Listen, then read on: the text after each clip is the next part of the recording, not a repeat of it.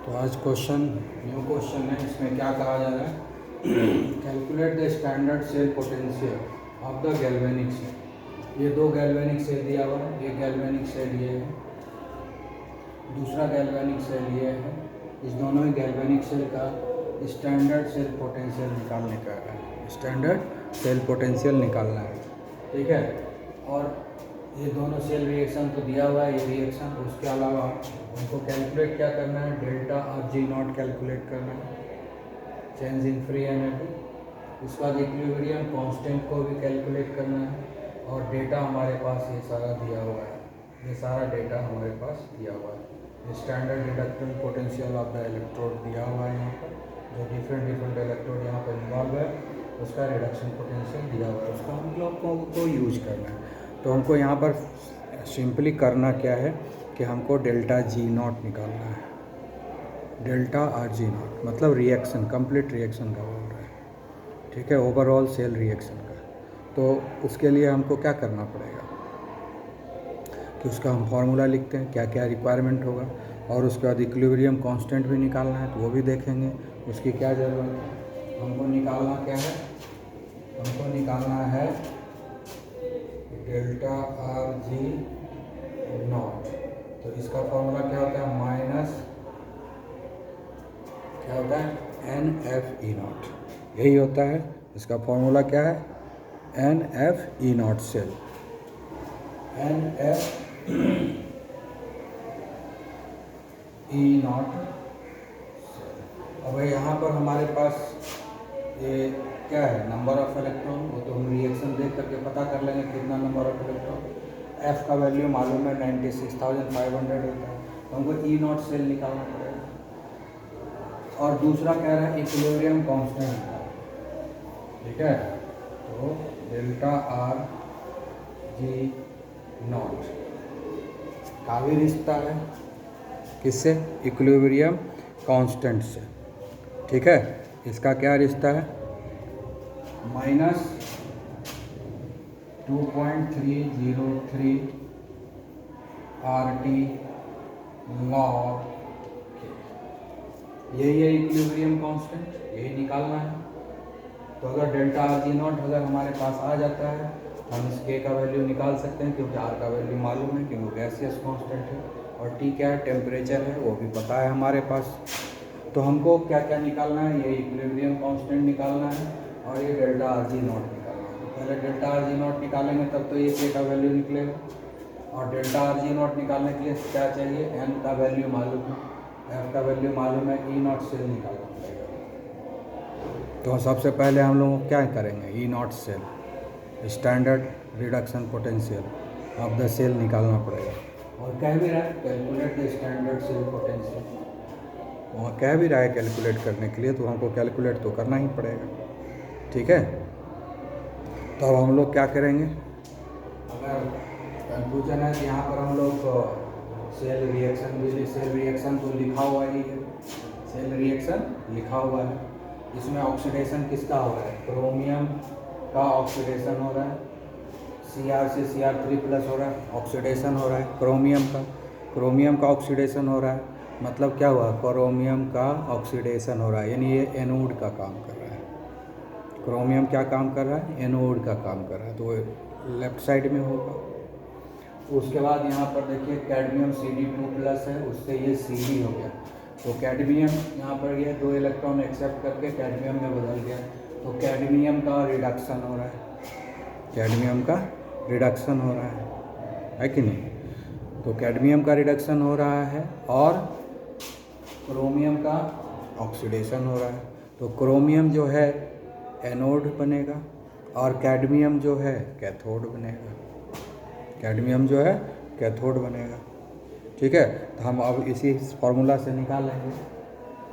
तो E naught cell कैसे निकालेंगे, तो क्वेश्चन नंबर 1 है, क्वेश्चन नंबर 1, तो हम लोगों को सबसे पहले क्या निकालेंगे, E naught cell. E naught cell का फॉर्मूला क्या होता है, E naught cathode minus E naught anode, ठीक है। यहाँ पर कैथोड कौन है, जिसका रिडक्शन हो रहा है, तो सी डी कैडमियम का रिडक्शन हो रहा है, ठीक है। तो E naught C D 2 plus C D minus anode, जिसका ऑक्सीडेशन हो रहा है वो एनोड होता है, तो क्रोमियम का ऑक्सीडेशन हो रहा है, इसलिए एनोड का काम करेगा। तो हो गया E naught C R 3 plus C R, ठीक है। अब हमारे पास यहाँ डेटा दिया हुआ है, उस डेटा को हम पुट कर देंगे, तो हमारे पास आ जाएगा सी डी ये कितना है वैल्यू -0.40, इसका वैल्यू हो गया -0.40 माइनस, उसके बाद क्या है Cr3 + 3, ये वाला है, ये रिडक्शन पोटेंशियल है, ये देखिए कितना है -0.74, कितना है -0.74, इसको आप कैलकुलेट करेंगे तो ई नॉट सेल कितना आ जाएगा, इसको कैलकुलेट करेंगे, आ जाएगा हमारा -0.40, और ये माइनस माइनस प्लस हो जाएगा प्लस 0.74, ई नॉट सेल कितना आ जाएगा 0.34 आ जाएगा, ई नॉट सेल कितना आ जाएगा 0.34 आ जाएगा, तो हम उसको लिख लेंगे। तो आ गया हमारे पास प्लस 0.34 वोल्ट। अब इस वैल्यू को हम इस फॉर्मूला में पुट कर देंगे, तो हमारा जो है डेल्टा RG नॉट निकल जाएगा, ठीक है। तो अब हम लोग पुट करेंगे, ठीक है। तो हम लोग वहाँ निकाल सकते हैं, इसलिए अब हम इसको वाइप आउट कर देते हैं, तब आगे बनाएंगे, क्योंकि कमी है।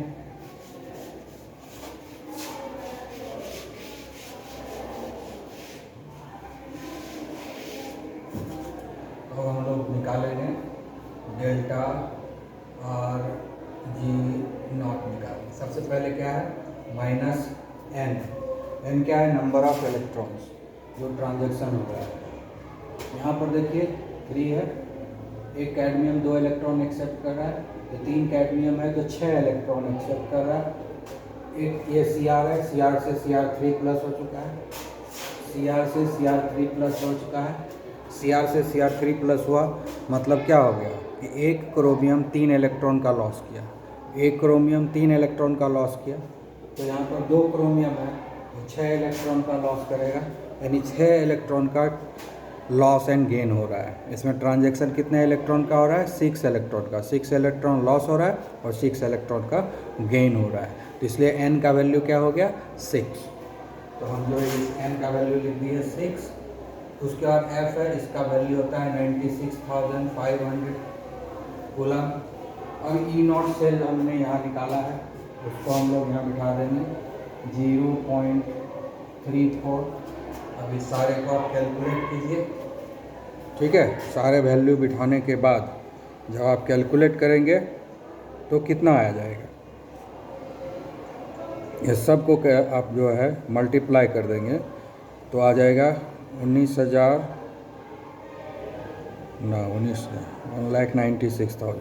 तो आ जाएगा 1,96,860, ठीक है। ये क्या है, इसका यूनिट कूलम है और इसका वोल्ट है, तो सबको आपस में कंबाइन कर देंगे, ये इतना आपका आ चुका है, पूरा कैलकुलेशन हो गया। तो ये हो गया हमारा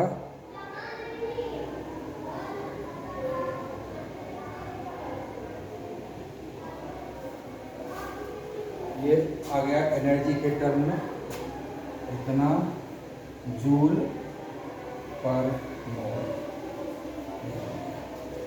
ठीक है। ये आ गया आपका कैलकुलेशन हो गया, ठीक है। तो एनर्जी हो गया। अब अगर किलो जूल में कन्वर्ट करना है तो 1000 से भाग दे देंगे,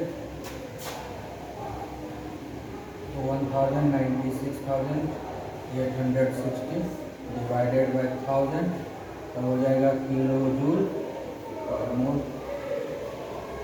ठीक है। तभी आ जाएगा आपका कितना,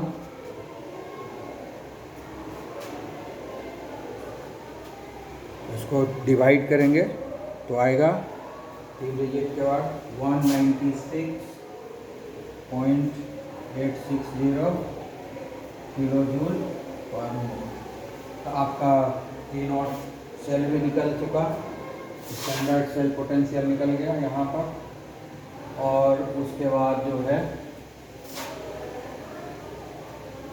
हमारा कैलकुलेशन हो गया किसका, डेल्टा R0 निकल गया। अब नेक्स्ट क्या है, इक्विलिब्रियम कांस्टेंट को निकालना है। अब हमको क्या काम है, नेक्स्ट इक्विलिब्रियम कांस्टेंट निकालना है। अब हम इक्विलिब्रियम कांस्टेंट को निकालेंगे, इस वैल्यू को पुट कर देंगे तो निकल जाएगा। ठीक है, अब इसको मिटा देते हैं। डेल्टा R0 का वैल्यू आ चुका है, इसी को यूज करना है।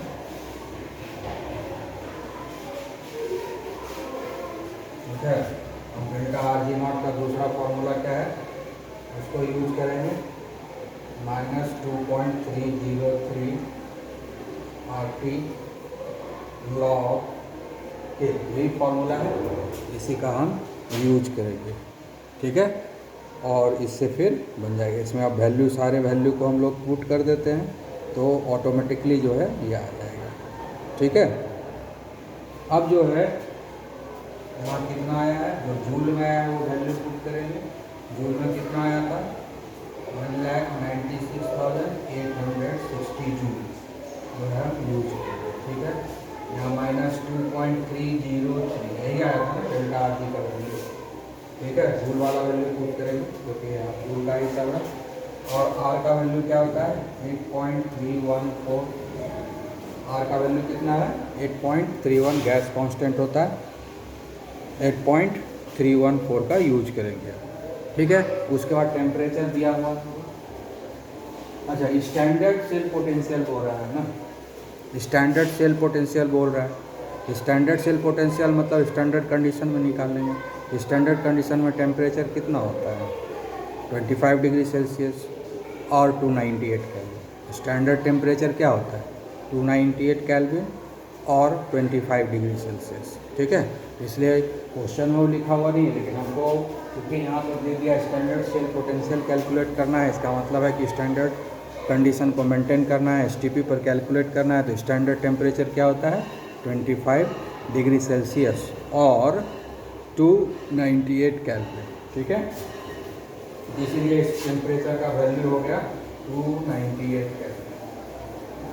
ठीक है, सारे वैल्यू को पुट किए और यहाँ पर आ गया लॉग। ठीक है, ठीक है, अब हम लोग क्या करेंगे, ये सारे चीज़ को कैलकुलेट करेंगे। कैलकुलेट करके हम लोगों को वैल्यू को लिखना पड़ेगा। ठीक है, तो अब यहाँ पर क्या करना है कि लॉग के log equal to 19,680 upon -2.303 into 8.314 into 290। इसको अब हम लोग को कैलकुलेट करना है। ठीक है, कैलकुलेट करके वैल्यू लाना है। ठीक है, ये जब वैल्यू आ जाएगा तब होगा। अच्छा, और एक बात बताऊँ, हमने जो वैल्यू नोट किया डेल्टा R0 का वैल्यू क्या है, माइनस में आया था ना, माइनस छूट गया अगर था तो दोनों तरफ माइनस है, ये माइनस माइनस कैंसिल हो जाएगा, है ना। डेल्टा R0 तो हमेशा माइनस में आएगा ना, ये यहाँ माइनस है तो माइनस नहीं आएगा, तो आप करेक्ट कर लेना। ठीक है, माइनस में आएगा। ठीक है, तो हमने माइनस का वैल्यू पुट कर दिया। अब इसको जब हम कैलकुलेट करेंगे तो ये आ जाएगा 34.5014, ये आएगा 30.5014। तो जब पूरे कैलकुलेट करेंगे तो आएगा 30.5014। अब जो है निकालने के लिए हमको एंटी लॉग निकालना पड़ेगा, और हमने आपको एंटी लॉग सिखाया है। ठीक है, आप भूल गए हैं तो फिर से उसको रिवाइज कर लेंगे, आपको डिटेल्स दिया हुआ है, वीडियो अपलोड किया हुआ है। ओके, तो आप लोग आगे बढ़ेंगे। और अब इसका के का वैल्यू निकालना है, हम लोग लिखेंगे के इक्वल टू एंटी लॉग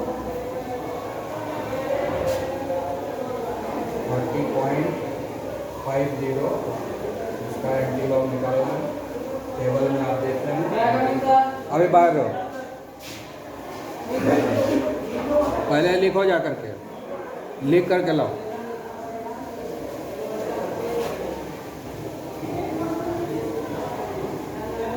इसका आप एंटी लॉग निकाल लेंगे, ये आएगा 3.192 10 to the power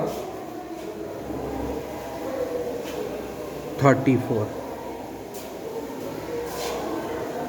ठीक है, तो एंटी लॉग टेबल देखने के लिए आना चाहिए। एंटी लॉग टेबल देख करके इस वैल्यू को आप यहाँ पर पुट कर देंगे, इसका एंटी लॉग निकालने आना चाहिए। निकाल लेंगे, इक्विलिब्रियम कांस्टेंट निकल गया। और इसी तरह से आप जो सेकंड क्वेश्चन है उसको भी आप बनाएंगे। ओके, तो ये सारे क्वेश्चंस को बनाने के लिए log and anti log table को देखने आना चाहिए। तो आप उसको फिर से प्रैक्टिस करेंगे तो हम बताएंगे।